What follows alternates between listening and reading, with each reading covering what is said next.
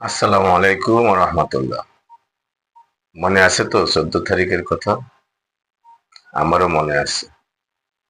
সেই 14 তারিখ চলে আসছে। অনেক কথা বলার আছে, অনেক কিছু চাওয়া পাওয়ার আছে।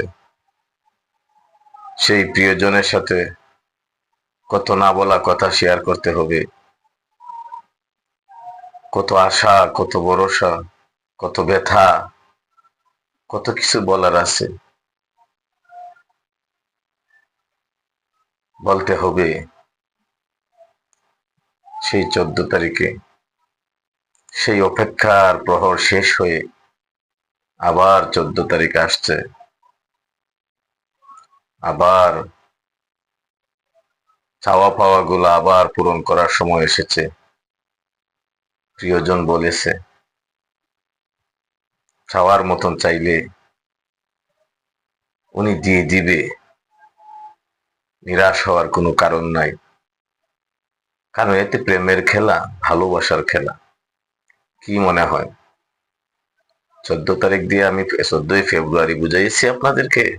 আরে না না, 14 তারিখ দিয়ে আমি 14ই শাবান দিবাগত রাত, লাইলাতুল বারাতের কথা বুঝিয়েছি, শবে বরাতের কথা বুঝিয়েছি, যেদিন আল্লাহ রাব্বুল আলামিন আমাদের সকল চাওয়াকে পাওয়ার মাধ্যমে পূরণ করে দিবেন, সকল আশা আকাঙ্ক্ষাকে পুরো করে দিবেন, সবার মনের ব্যথাকে উনি সেদিন শুনবেন।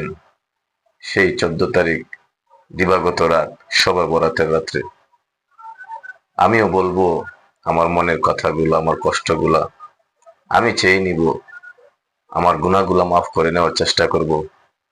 আপনারা রেডি তো আমার সাথে?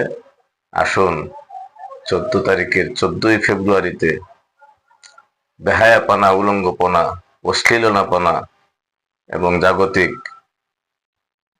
প্রেম ভালোবাসায় অবৈধ সম্পর্কে না জড়িয়ে সেই 14ই শাবান শবে বরাতে আল্লাহর প্রেমে নিজেকে উৎসর্গ করে দিয়ে দুনিয়া আখেরাতের কল্যাণ, শান্তি, সমৃদ্ধি আমরা আল্লাহর কাছ থেকে চেয়ে নেই।